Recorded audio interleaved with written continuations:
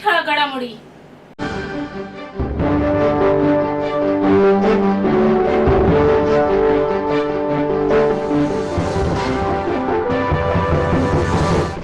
ठाणे जिल्ह्यातील मतदार यादीमध्ये 12 जानेवारी 2024 पर्यंत आणखीन 48,621 मतदारांची वाढ झाली.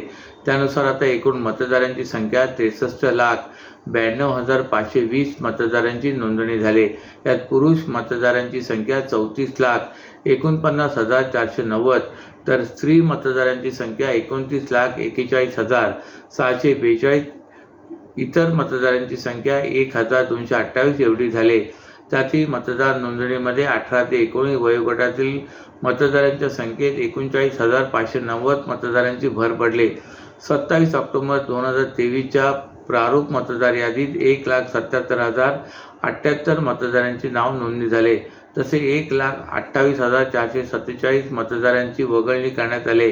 त्यामुळे अंतिम मतदार यादीत 48,721 मतदारांची निव्वळ वाढ झाल्याची माहिती जिल्हाधिकारी अशोक शिंगारे यांनी दिली.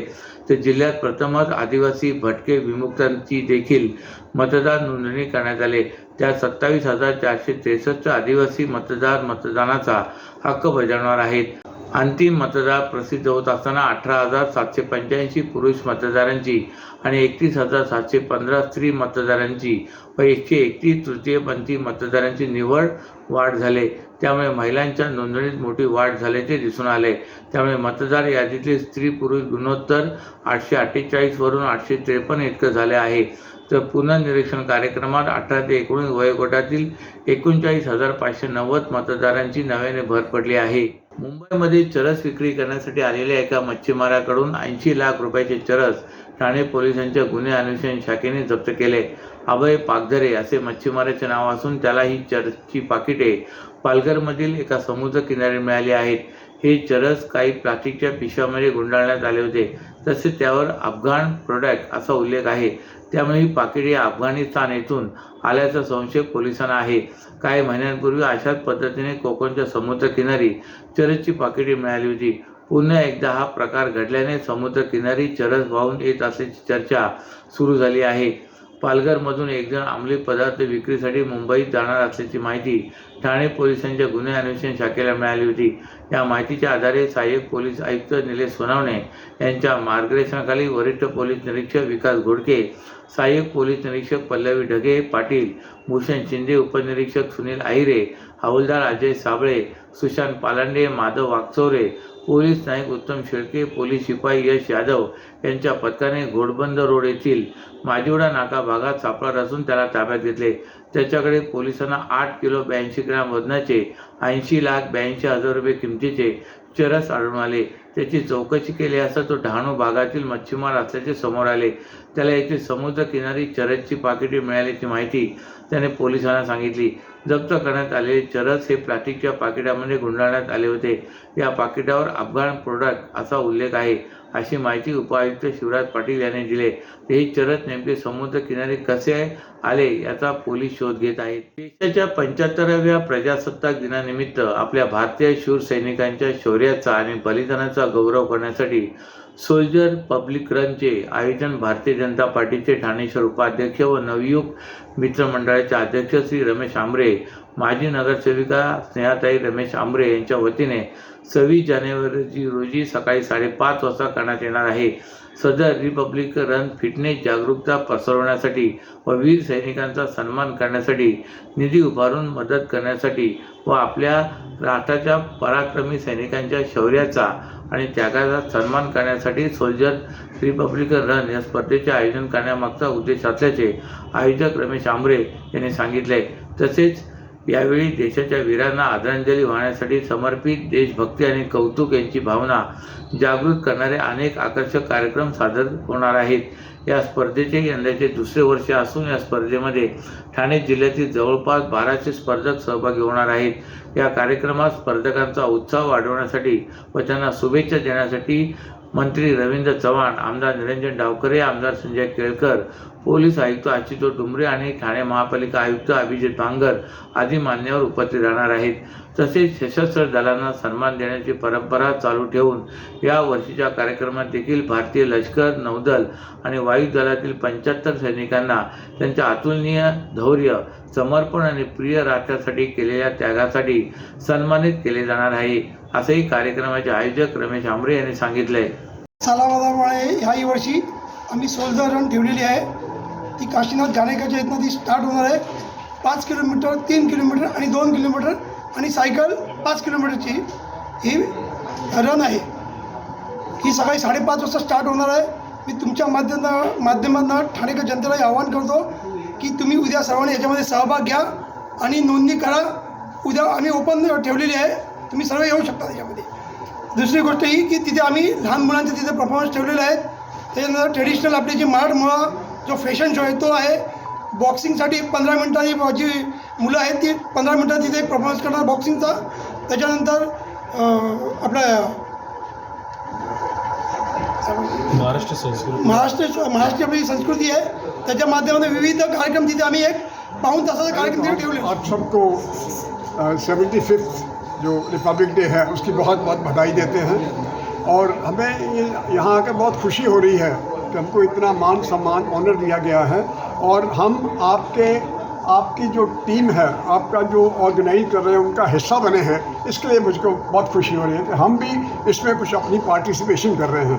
और खुशी ज़्यादा ये हुई है कि आपने थीम जो है वो सोल्जर रखा है और सच में सोल्जर जो है वही है जो हमारी सरहदों के ऊपर, बर्फ़ानी जगहों के ऊपर, जंगलों में, पहाड़ों में वो रात को बर्फ़ानी इलाकों में खड़ा रहता है और हम आराम से सोते रहते हैं. ये जो आपने थीम चुना है इसकी हमको बहुत खुशी हुई है. और ये जो दौड़ें अलग अलग किस्म की करवा रहे हैं ये हौसला बढ़ाने के लिए है, ये हमको ऊंचा उठाने के लिए है. TJSB सौर शक्ती कर्ज, गो ग्रीन, करा वीज बिलावर बचत. आकर्षक व्याजदर, 84 महिने परतफेड कालावधी, 80% लोन, व्यावसायिक आणि उद्योजकांकरता सुद्धा. अधिक माहितीसाठी तुमच्या जवळच्या शाखेला भेट द्या किंवा संपर्क साधा. 1800-223-466 आणि 1800-266-3466.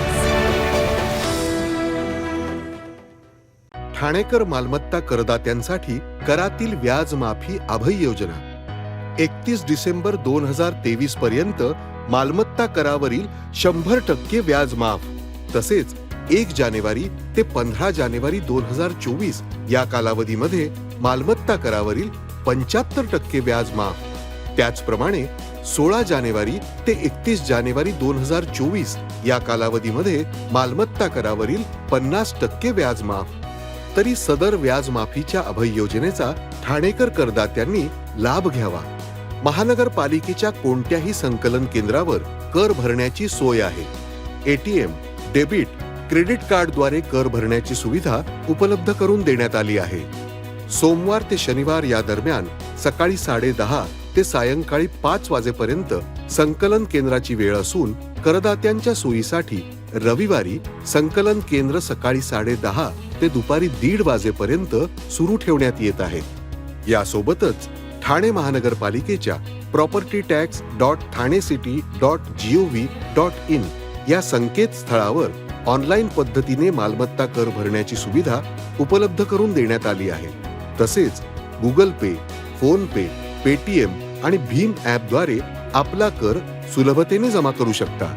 ठाणे महापालिका क्षेत्रातील सर्व करदात्यांना विनंती आहे की आपण या व्याज माफी अभय योजनेचा जरूर लाभ घ्या आणि आपला मालमत्ता कर लवकरात लवकर महापालिकेमध्ये जमा करून महापालिकेस सहकार्य करा. धन्यवाद. तुम्हाला आपले शहर कसे असावे असे वाटते? शाळेतील स्वच्छतागृह स्वच्छ असतात का? बाहेर फिरताना तुम्हाला रस्त्यावर कचरा दिसतो का? अशा अनेक प्रश्नांच्या माध्यमातून महापालिका आयुक्त अभिजित बांगर यांनी विविध शाळांमधील मुलांसोबत संवाद साधला. शहर स्वच्छ ठेवणाऱ्या सफाई कर्मचाऱ्यांना आपण देखील सहकार्य करणे आवश्यक आहे. रस्त्यावर कचरा टाकणे जर बंद झाले तरच आपल्याला शहरातील रस्ते स्वच्छ दिसतील. यासाठी शिक्षकांनी स्वच्छता हा विषय विद्यार्थ्यांना विविध माध्यमातून समजावून सांगणे गरजेचे आहे. आपल्या परिसरातील समस्या काय आहेत याबाबत मुलांकडून जाणून घेणे महत्त्वाचे असल्याचे वक्तव्य आयुक्तांनी उपस्थितांना मार्गदर्शन करताना केले. निमित्त होते ठाणे महानगरपालिका आयोजित इंडियन स्वच्छता लीग 2.0 या कार्यक्रमाच्या पारितोषिक वितरण समारंभाचे आयोजन महापालिकेतील कैलासवासी नरेंद्र बल्लाळ सभागृहात करण्यात आले होते. इंडियन स्वच्छता लीग या कार्यक्रमात विविध विषयावर सादर केलेल्या विजेत्या प्रकल्पातील विद्यार्थ्यांना आयुक्त भांगर यांच्या हस्ते गौरवण्यात आले. यावेळी अतिरिक्त आयुक्त संदीप माळवी, उपायुक्त तुषार पवार, उमेश बिरारी, अनघा कदम, वर्षा दीक्षित तसेच विविध शाळांचे शिक्षक व विद्यार्थी उपस्थित होते. आदिवासी कोळी समाज समन्वय समिती महाराष्ट्र राज्य यांनी राज्यव्यापी आयोजित केलेले राज्यस्तरीय अन्नत्याग साखळी उपोषण मंगळवार 23 जानेवारी 2024 पासून राज्यातील सर्व जिल्हाधिकारी कार्यालयाबरोबरच ठाणे जिल्हाधिकारी कार्यालयासमोर देखील संपन्न झाले. कोळी महादेव, कोळी मल्हार, डोगर कोळी, कोळी ढोर, टोकरे कोळी या अनुसूचित जमातीच्या बाबत कोणताही ठाम निर्णय राज्य सरकार घेत नसल्यामुळे शासनाच्या या नाकर्तेपणामुळे आदिवासी विकास विभागातील स्थलांतरांची लॉबी बळकट होऊन ती बेकायदेशीर अनुसूचित जमाती प्रमाणपत्र तपासणी समितीच्या माध्यमातून आदिवासी जमातीवर गेली 40 ते 50 वर्षापासून अन्याय करते. कोळी किंवा हिंदू कोळी अशा नोंदी असल्या तरी अर्जदार कोळी महादेव, कोळी मल्हार, डोगर कोळी, कोळी ढोर, टोकरे कोळी यापैकी असल्यामुळे ते ज्या जमातीचा दावा करीत असतील त्यांना अनुसूचित जमातीची जात प्रमाणपत्रे व वैधता प्रमाणपत्रे मिळालीच पाहिजे ही या राज्यव्यापी महाआंदोलनाची मागणी होती. या मागणीसाठी राज्यातील सर्व जिल्ह्यातील जिल्हाधिकारी कार्यालयावर आदिवासी कोळी जमातींनी राज्यव्यापी महाआंदोलन करण्याचे ठरवले. राज्यातील सर्व जिल्हाधिकारी कार्यालयासमोर आंदोलन पुकारले जाणार असून ठाणे जिल्हाधिकारी कार्यालय कोटनाका येथे संपन्न झालेल्या साखळी आंदोलनात महाराष्ट्र कोळी समाज संघाने जाहीर पाठिंबा जाहीर केला होता. साखळी आंदोलनाचे आयोजक दीपाली अतुल कोळी, महेंद्र चौगुले, मधुकर कोळी, अविनाश शेकडकर यांनी केले होते. यावेळी साखळी आंदोलनात महाराष्ट्र कोळी समाज संघाचे अध्यक्ष जयेश तरे, माजी नगरसेवक संजय तरे, शरदचंद्र जाधव, रवींद्र कोळी, उपेंद्र गवते, अंकुश मडवी, मधुकर कोळी, निखिल मोकाशी, राकेश पाटील, गणेश भोई, राजेश चौगुले, परेश कोळी आदी यावेळी उपस्थित होते.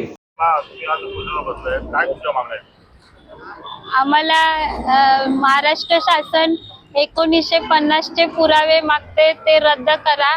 कारण ब्रिटिश सरकारच्या कायद्याप्रमाणे 1901, 1921, 1931च्या कायद्यात स्पष्ट उल्लेख केला आहे की शाळे नोंदी फक्त कोळी असाव्यात आणि कोळी नोंदीवरूनच आता GR काढला पाहिजे आणि आदिवासी विकास विभागाच्या समित्या बरखास्त करा. याबद्दल आमचं मागण्या आहेत. वाल्मिकी यांना वंदन करून तसेच समाजाचे प्रेरनेते आणि ज्यांनी हा खरा लढा सुरू केला ते माझे वडील स्वर्गीय अनंत वामन तरे यांच्या पवित्र स्मृतीस अभिवादन करून त्यांच्या ज्या इच्छा होत्या की समाजाला आपण काहीतरी देणं लागतो आणि समाजावरती जे हाल अपेक्षा समाज सहन करते ते दूर करण्याकरता त्यांनी जो लढा सुरू केला होता तो आजपर्यंत तसाच सुरू आहे. त्याच्यावरती कुठेही काही एक काडी मात्र आम्हाला फरक जाणवत नाही आहे. म्हणून पुन्हा आम्ही सगळ्यांनी मिळून एकजूट होऊन हा लढा चालू करण्याचा प्रयास केलेला आहे. आज जसे आम्ही ठाणे जिल्हाधिकारी कार्यालयासमोर बसलेलो आहोत तसेच महाराष्ट्रामधल्या प्रत्येक जिल्हाधिकारी कार्यालयासमोर आमच्या समाजाचे प्रत्येक जण याच पद्धतीने साखळी व आमरण उपोषणासाठी बसलेल्या आहेत. मागच्या वेळेस जळगाव जिल्ह्यामध्ये 27 लोक बसले होते पण त्यांना पण काही यश प्राप्त झालं नाही. त्यानंतर धुळ्यावरनं कमीत कमी 300 ते 400 लोक सानाभाऊ यांच्या नेतृत्वाखाली इथपर्यंत चालत आले होते पण त्यांना ठाण्याच्या वेशीवरती मुंबईचे काही कायदे नियम दाखवून तिथेच अडवण्यात आलं. पण मुख्यमंत्र्यांनी ठाण्यामध्ये काही भेट दिली नाही. त्यानंतर 3 दिवस सतत ते उन्हातान्हाचे बसून त्यानंतर रात्री 8 वाजता जेव्हा मुख्यमंत्र्यांची सह्याद्री त्यांच्या विश्रामगृहामध्ये चर्चा झाली, त्या चर्चेमध्ये असं सांगण्यात आलं होतं आणि आश्वासन देण्यात आलं होतं की ज्या 50 वर्षाच्या अटी आहेत, ज्यामुळे आम्हाला GR मिळायला त्रास होतोय, त्या अटी शिथिल करून सुलभतेने प्रत्येकाला GR हा मिळण्यात येईल म्हणून. खरं तर आरक्षण हा विषय आमचा नाहीच आहे. आरक्षण हे आम्हाला संविधानाने दिलेलं आहे, पण जे आरक्षण आहे तेच आम्हाला उपलब्ध करून देण्यासाठी हे सरकार का टाळाटाळ करत आहे, याच्यामागे नक्की काय षडयंत्र आहे हे अद्याप स्पष्ट झालेलं नाही.